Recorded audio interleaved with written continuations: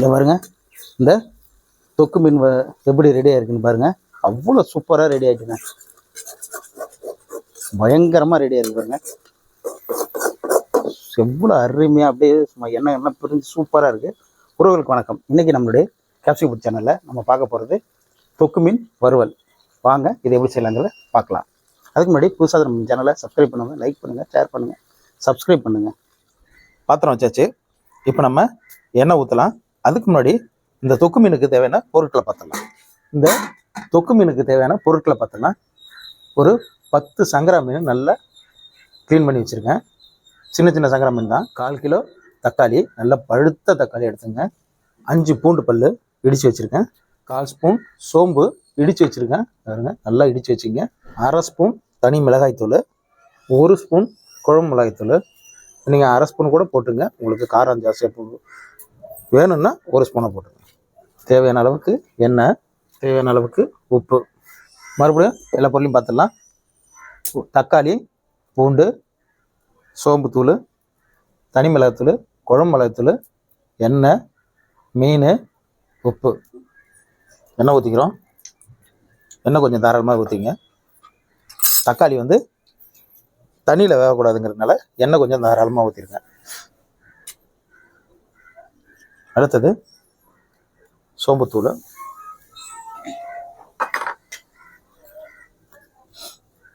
அடுத்தது பூண்டு,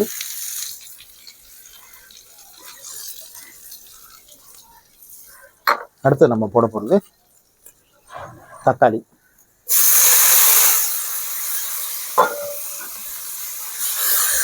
எல்லாத்தையும் நல்லா வதக்கணும். நல்லா வதங்கட்டும். தக்காளி நல்லா குழஞ்சி வரணும். இந்த தொக்கு மீன் வறுவல் அவ்வளோ அருமையாக இருக்கும்.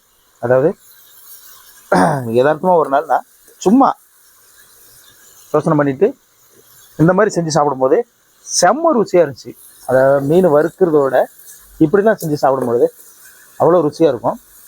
அதை நம்மளோட சப்ஸ்கிரைபரும் பார்க்கணுங்கிறதுக்காக தான் இப்போ நான் அதை செஞ்சு காட்டுறேன். நல்ல தக்காளி குழையட்டும்.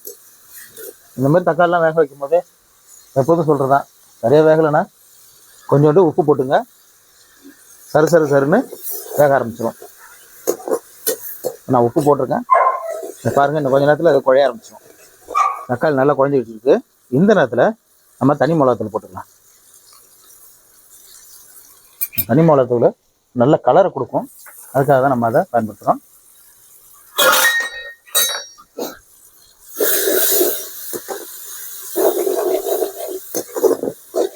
தக்காளி ரொம்ப புளிப்பாக இருக்குங்கிறதுனால தான் தனி மிளகாத்தூள் கொஞ்சம் நம்ம பயன்படுத்துகிறோம். அதோட வீட்டு குழம்பு மிளகாத்தூளும் நம்ம பயன்படுத்துகிறோம்.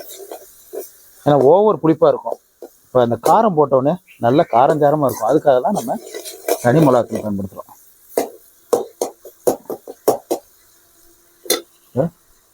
அடுத்தது நம்ம வீட்டு குழம்பு மிளகாத்தூள் பயன்படுத்த போகிறோம்.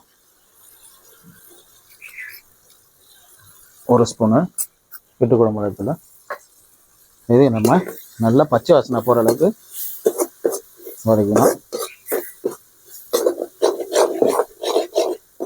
தக்காளி இன்னும் நல்லா குழஞ்சி வரட்டும். தக்காளி நல்லா குழஞ்சிடுச்சு. இந்த நேரத்தில் இந்த மீனெல்லாம் இதில் போட போகிறோம். நான் ஒரு 10 மீன் தான் வச்சுருக்கேன். ரொம்ப சின்ன மீன் தான். சங்கரா மீன் இருக்கிறதுலே ரொம்ப நல்ல மீன். அதில் ஒமேகா 3 ஜாஸ்தியாக இருக்குது.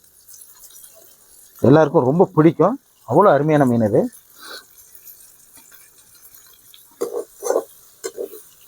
அப்படியே உடைக்காமல் சும்மா அப்படியே லேசாக கிளறி விடுங்க.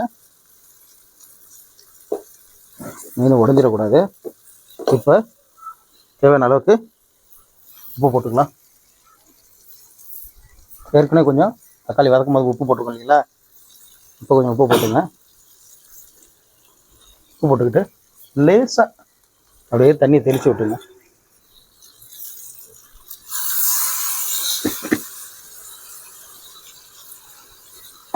ஒரு 5 நிமிஷம் அப்படியே வேகட்டும்.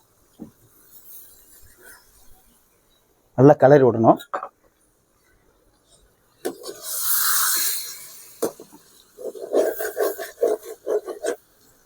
உப்புலாம் ஒன்றாகணும். இந்த தக்காளி தொக்கில் வந்து உப்பு எல்லாம் நல்லா கலந்து வரட்டும். மீனை உடைக்காம அப்படியே கிளறிடணும்.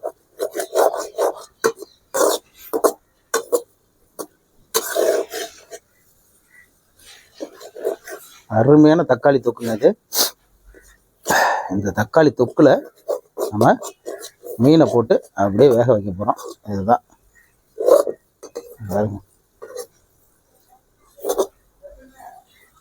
இப்படி எல்லா இடத்துலையும் இந்த மசாலாவை படுற மாதிரி போட்டுருவோம்.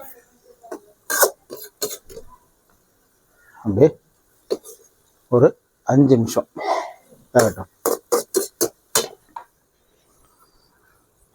நல்லா வெந்துக்கிட்டு இருக்கு. இன்னும் ஒரு 2 நிமிஷம், அதாவது நம்ம ஒரு 5 நிமிஷம் சொன்னீங்களா, ஒரு 2-3 நிமிஷம் கழிச்சு அப்படியே மறுபடியும் அப்படியே லேசாக ஒரு பரட்டை பட்டுரும். அப்படியே இந்த மீனெல்லாம் பரட்டி போடுவோம். மீனில் வேக ஆரம்பிச்சுட்டு அப்படியே பரட்டி போட வேண்டியதான்.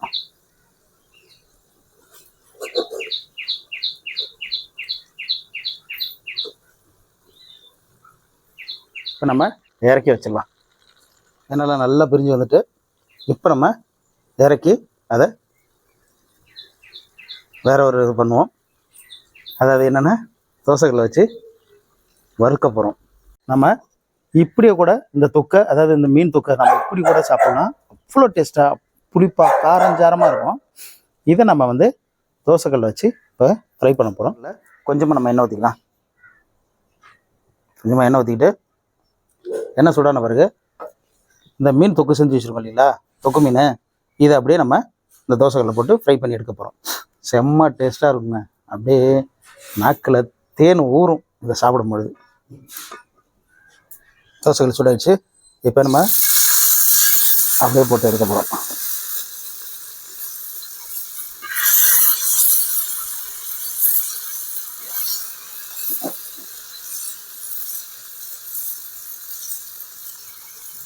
செம்ம டேஸ்ட்டாக இருக்குங்க. தக்காளியோட புளிப்பு எல்லாம் நீங்கள் இப்படி ஒரு டேஸ்ட்டை நீங்கள் சாப்பிட்ருக்கவே மாட்டீங்க. மாசாக இருக்கும்.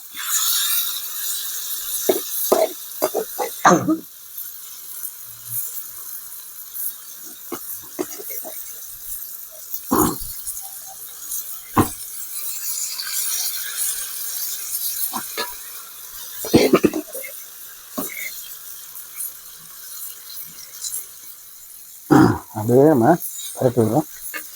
இந்த மாதிரி எடுக்கும்போது தான் அது, அதாவது இந்த மீன் அப்படியே லேசாக அப்படியே வச்சு கொஞ்சம் தீஞ்ச மாதிரி எடுக்கும்போது தான் அதோட டேஸ்ட்டு அல்டிமேட்டாக இருக்குங்க.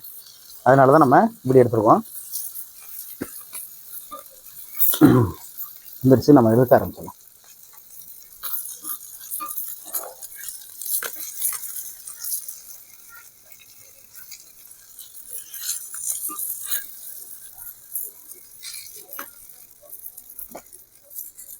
செம்ம வாசனையாக இருக்குங்க. அப்படியே இந்த பார்க்கும் போதே நமக்கு நகாது இவ்வளோ வாசனையாக இருக்குது அப்படின்னு நமக்கு தோணுது.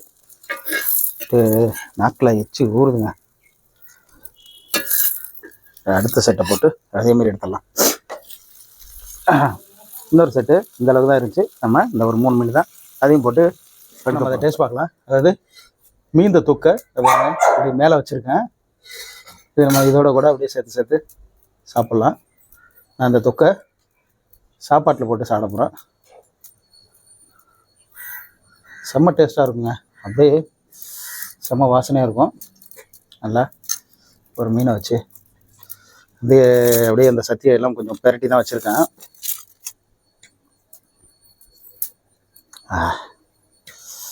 பாருங்க, இந்த மீன் ரொம்ப ஃப்ரெஷ்ஷான மீன் எப்படி வந்திருக்கு பாருங்க. ஆவி பறக்க அதில் நல்லா இந்த தொக்கெல்லாம் வச்சு பாருங்க, அப்படி வச்சு நல்லா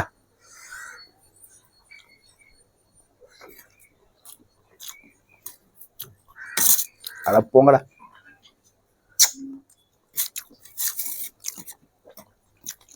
ஆஹா,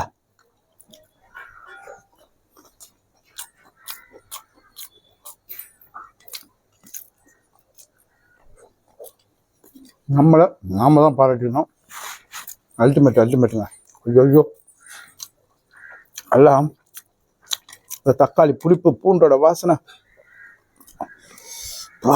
செம்ம, நல்லா அப்படியே செம்ம ஸ்பைசியா அப்படியே அருமையாக இருக்கு. இந்தாங்கடா வாங்க, நீங்கள் ஒரு வாய் விட்டீங்க.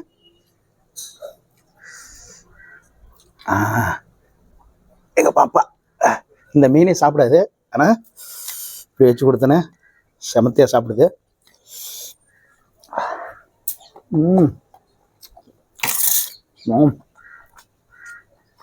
அல்டிமேட் தான். இந்த மாதிரி அல்டிமேட்டாக நீங்களும் இந்த தொக்கு மீன் ஃப்ரையை செஞ்சு சாப்பிடுங்க. செம்ம என்ஜாய் பண்ணுங்க. சாப்பிட்ற வீடியோ, சமைக்கிற வீடியோ, நல்ல கண்டென்ட் உள்ள வீடியோ பார்க்கணும் நம்ம கேப்சிகம் சேனலை தொடர்ந்து பாருங்கள். சப்ஸ்கிரைப் பண்ணுங்கள், லைக் பண்ணுங்கள், ஷேர் பண்ணுங்கள். தொடர்ந்து எனக்கு ஆதரவு கொடுங்க. நீங்கள் கொடுக்குற ஆதரவு தான் புதிய சமையலை நான் தொடர்ந்து போட்டுட்டு இருக்கேன். உங்களுடைய ஆதரவு இல்லாமல் நம்மளோட சேனல் கிடையாது. நீங்கள் கொடுக்குற ஆதரவு தான் அடுத்த கட்டத்துக்கு நான் போக முடியும். உங்களுடைய ஆதரவு எனக்கு என்னன்னைக்கு வேணும். நன்றி உறவுகளே.